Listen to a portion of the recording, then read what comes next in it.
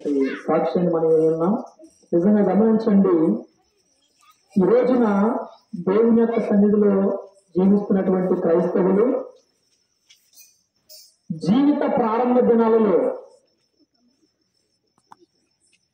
భక్తి ప్రారంభ దినాలలో మన స్థితి కొద్దిగా ఉన్నటువంటి ఆ క్షణాలలో బహు భయంకరమైనటువంటి బాధను అనుభవిస్తున్నటువంటి ఆ క్షణాలు మన జీవితాల్లో కలిగినప్పుడు ఎంతో భక్తిగా మనము భక్తి చేస్తాము.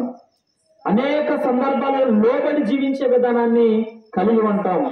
కానీ దేవుడు ఏదైనా కొద్దిగా కలుగజేసి కాస్తంత ఆశీర్వదించి ఒక ఉన్నతమైన స్థితిని అనుగ్రహించిన తర్వాత ఎప్పుడు మనం వింటున్నటువంటి మాట, మన దైవజనులు కూడా చాలాసార్లు మనం గుర్తు చేస్తూ వచ్చిన మాట, ప్రేరేపణతో నేను చెప్తా ఉన్నాను, ఆ మొదటి స్థితిని మర్చిపోతారు చాలా మంది. గమనించండి, ఎవరైతే ఆ మొదటి స్థితిని మర్చిపోయి మేలు చేసిన వారిని మర్చిపోయి గర్వము ఆ ప్రదర్శిస్తూ నాకేంటిలే ఇక అని గనక ఎవరైనా ఉంటే గనక వారి జీవితాల్లో భయంకరమైనటువంటి కష్టాలు, భయంకరమైన కన్నీళ్లుగా మిగిలిపోతాయి. వారికి ఇబ్బందులు వచ్చినప్పుడు మాకేంటిలే అనుకుంటూ జీవిస్తున్నటువంటి ఆ తరుణంలో ఏదైనా కష్టం వస్తే, ఏదైనా కన్నీరు వస్తే, ఏదైనా జరగకూడదు జరిగితే ఆదరించేవారు ఒక్కరు కూడా మిగలరండి.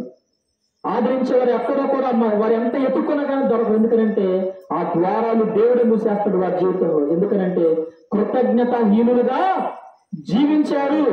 ఆ ఉద్దేశాన్ని బట్టి దేవుడు ఏం చేస్తాడంటే ఆ ద్వారాలన్నిటి మూసేస్తాడు. చూడండి, చెప్పినటువంటి సాక్ష్యంలో మనం సాక్ష్యాన్ని విని ఉన్నాం. 3 సార్లు చనిపోవాలి. ఇక ఈ జీవితం ఎందుకు, వ్యర్థము, చనిపోదాము. మేము మీటింగ్కి వెళ్ళి మీటింగ్ నుంచి వస్తూ ఉంటే అలా కనిపించింది. వెంటనే మేము ఆగి ఆ పరిస్థితి చూసినప్పుడు తల్లడిల్లిపోయామండి. ఆ రోజు ఇప్పటికి నాకు గుర్తుంది. మరి ఎంతో అది చాలా భయంకరమైనటువంటి పరిస్థితి. కానీ దేవుడు ఏం చేశాడంటే తన జీవితాన్ని, తన ఆత్మను మరణానికి అప్పగించకుండా దేవుడే కాపాడాడు. దేవునికి స్తోత్రం చెల్లించండి. హల్లెలూయా. దేవుడు కాపాడాలి అనుకుంటే ఎవరినైనా సరే దేవుడు వాడుకుంటాడండి. హల్లెలూయా. అందుకనే మనం ఏం చేయాలంటే దేవుని కృపను పొందుకునే వారిగా మనం ఉండాలి. చూడండి, పరిశుద్ధ బైబిల్ గ్రంథం నుంచి ఒక వాక్యం మనం చదువుకుందాం. కీర్తన గ్రంథము 34వ అధ్యాయము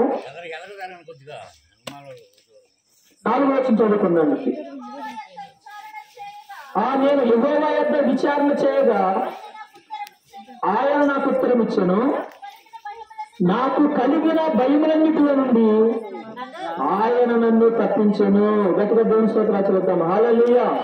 ఎన్ని బాధలు కలిగినా, ఎన్ని కష్టాలు వచ్చినా, ఎంత కన్నీటమైనటువంటి పరిస్థితుల్లో మనం ఉన్నా దేవుని యొక్క సన్నిధిలో మనం ఆయనకు మొరపెట్టినప్పుడు, దేవుని మీద మనం ఆధారపడినప్పుడు, దేవుని యొక్క సన్నిధిలో దేవుని యొక్క విచారణ చేసేటువంటి అనుభవం మనం ఉన్నటువంటి సమయంలో లేఖనం అంటా ఉంది, మనకు కలిగిన బాధలన్నిటి నుంచి దేవుడు మనల్ని తప్పిస్తాడు. హల్లెలూయా. దేవుడు తప్పించాలండి. మరణము తప్పించుట యెహోవా వశము. దేవుడికి స్తోత్రం కలుగును గాక. దేవుడు తప్పించకపోతే 100 మంది మనుషులు అడ్డు నిలబడినా ఆ ప్రాణాన్ని ఎవరు కూడా కాపాడలేరండి. ఈ రోజున డబ్బును బట్టి గర్వించేవారు ఉన్నారు, కులాన్ని బట్టి గర్వించేవారు ఉన్నారు, ఆస్తిని బట్టి గర్వించేవారు ఉన్నారు. దేవుడు కలగజేసిన కొద్దిపాటి జీవితాన్ని చూసుకుంటూ నాకేంటి అనుకుంటున్నారు. కానీ దేవుడంటే భయాన్ని కోల్పోతున్నారు పిల్లరా.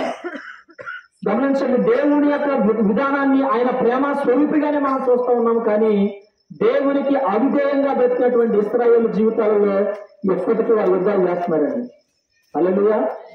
ఎప్పటికీ స్టిల్ ఈ రోజు కూడా ప్రతి ఒక్క వ్యక్తి కూడా గన్నేసుకుని బయటకెళ్ళాలి.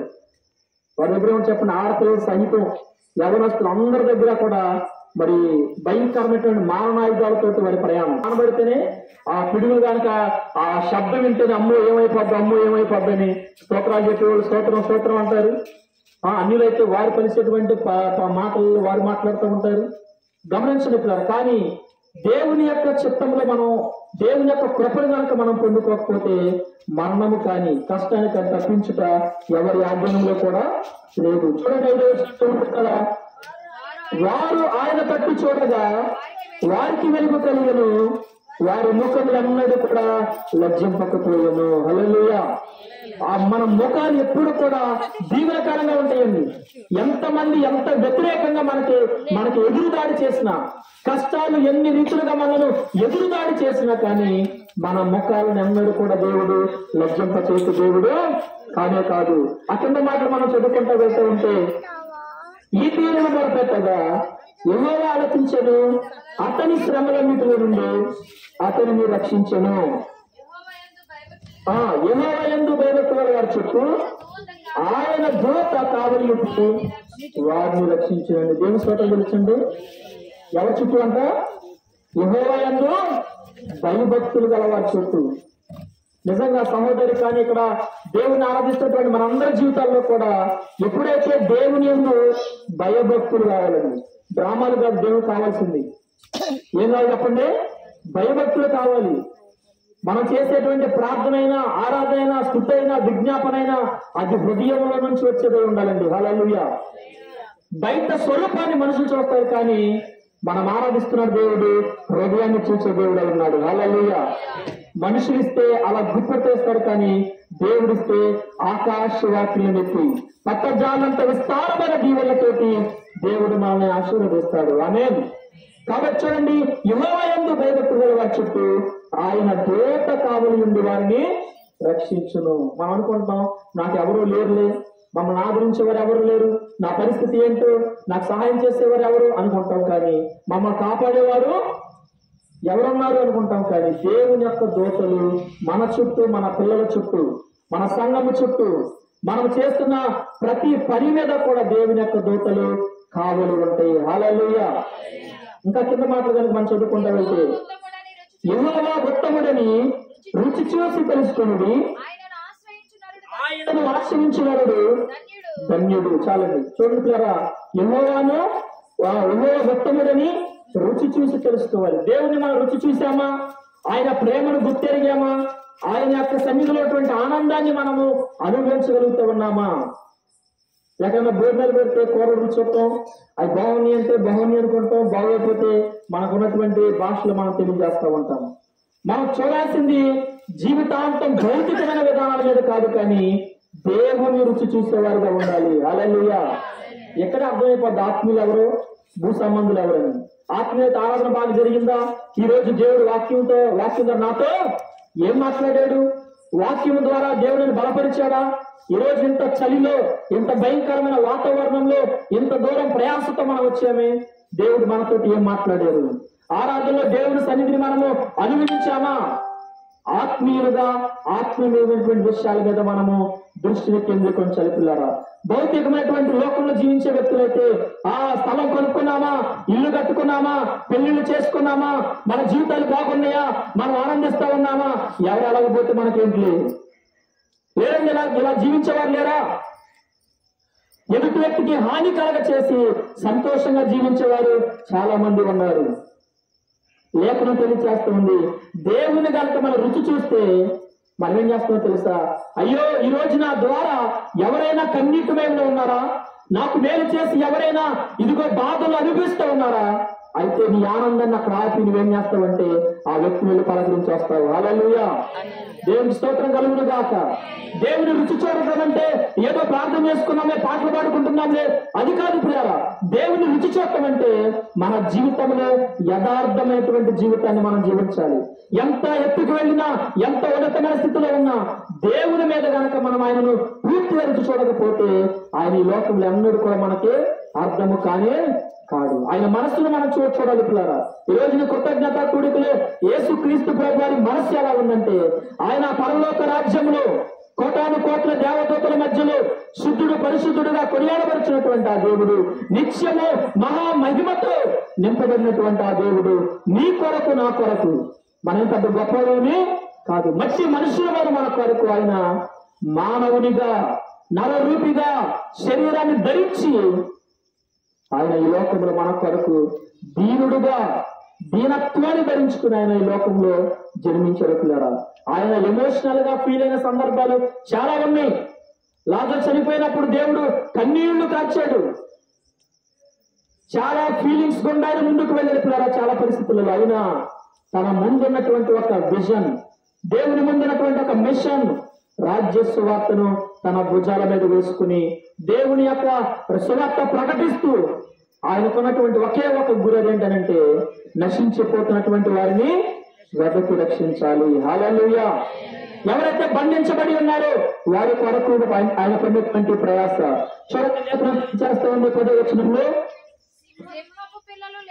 సింహపు పిల్లలు లేని గలవై ఆకలి గొనును యెహోవాను ఆశ్రయించే వారికి ఏమీ ఉండదండి. మరొక మాట చదువుకుందాం. కీర్తనలు 68 అధ్యాయంలోంచి ఒక మాట మనం చదువుకుందాం. కీర్తనలు 68 అధ్యాయము 5వ వచనం చదువుకుందాం. తన పరిశుద్ధాలయం నుండి దేవుడు తండ్రి లేని వారికి తండ్రియు విధవరాండ్రకు న్యాయకర్త అయి ఉన్నాడు. దేవుడు ఏకాంగులను సంసారంగా చేయవాడు. ఆయన బంధింపబడిన వారిని విడిపించి వారిని వర్ధిల్లింపచేయును. గట్టిగా ఒకసారి చెప్పి దేవుని స్తోత్రాలు చెల్లిద్దామండి. హల్లెలూయా. లేఖనం తెలియచేస్తూ ఉంది, ఆయనంట బంధింపబడిన వారిని కష్టాలలో, శ్రమలలో, కన్నీటిలో, మరణకరమైన పరిస్థితులలో బంధించబడిన వారినంట దేవుడు విడిపించటానికి ఆయన నరవతారిగా, నరుడుగా ఈ లోకంలో ఆయన జన్మించాడండి. దేవునికి మహిమ కలుగును గాక. హల్లెలూయా. చూడండి ప్రియులారా, దేవుడు మనం ఈ రోజున ఏ బంధకాల్లో మనం ఉన్నామో, ఏ కష్టాలలో మనం ఉన్నామో, మనం అనుకుంటున్నాం మనం పడుతున్నటువంటి కష్టాలు, సమస్యలు, అయ్యో వాటి గుండా మనం ముందుకు వెళ్తూ ఉన్నాం, మనం ముందుకు వెళుతూ ఆలోచన చేయవచ్చు. కానీ ఎవరు చూస్తున్నారులే నన్ను, ఎవరు పట్టించుకుంటున్నారులే నన్ను అని మనం అనుకోవచ్చు. కానీ మన దేవాతి దేవుడు ఆయన మనల్ని చూస్తూ ఉన్నాడు. హల్లెలూయా. ఆయన చూచుచున్నా దేవుడే ఉన్నాడు. పిల్లారా, బంధింపబడినటువంటి స్థితిలో ఉన్న మనల్ని దేవుడు విడిపిస్తాడు. ఎవరైనా కష్టం ఉన్న వారికి మనం సహాయం చేసి విడిపించడం గురించి ఒక మాట చెప్తుంది. మీకు ఏదైనా ఒక ఉంగరం మనం తాకట్టు పెట్టుకున్నాం అవసరం నిమిత్తమై, అదేం చేయబడింది? ఆ వస్తువు బంధించబడింది. వెళ్ళి మనం దాన్ని మరలా డబ్బులు కట్టి దాన్ని ఏం చేస్తాం? మనం విడిపించటం. అంటే మనుషులు ఎవరైనా సరే సహాయం చేసి విడిపించవచ్చు. కానీ ఒక మనిషి అన్నడు వర్ధిల్లింప చేయడు. హల్లెలూయా. కానీ లేఖనం తెలియజేస్తుంది, ఆయన బంధించబడినటువంటి వారిని విడిపించిన వారిని వర్ధిల్ల చేయును గాక. హల్లెలూయా. మనం ఆరాధిస్తున్నటువంటి దేవుడు ఆయన వర్ధిల్లింప చేస్తూ. అందుకనే 3వ వచనం చూడండి, నీతిమంతులు సంతోషించుదురు గాక, వారు దేవుని సన్నిధిని ఉల్లాసించుగాక. హల్లెలూయా. అందుకని మనం ఆనందించాలి, సంతోషించాలి. ఎన్ని సమస్యలు గుండా మనం ముందుకు వెళ్తున్నా మనం ఆరాధిస్తున్నటువంటి దేవుడు ఆయన అన్యాయస్తుడు కానే కాదు. చూడండి, గత సంవత్సరం కృతజ్ఞత కూడికను కలిగి లేకపోయింది. సంవత్సరం అంతా ఎన్నో శ్రమలు గుండా ముందుకు వెళ్ళింది. ఈ రోజున నేను అనుకుంటున్నా ఎన్నో సమస్యలు ఉండొచ్చు, కానీ అయినా ఈ యొక్క కూడిక కలిగి ఉండాలి అని ఒక నిర్ణయంతో మనందరం కూడా ఈ స్థలంలోకి దేవుడు మనల్ని నడిపించాడు. హల్లెలూయా. లేఖనాలను బట్టి మనం జీవిద్దాము. దేవుని యొక్క వాక్యాన్ని ప్రకారంగా మనం ముందుకు సాగుదాము. దేవుడి కొద్ది మాటలు మన ఇచ్చి ఫలింపచేయును గాక. ఆమేన్.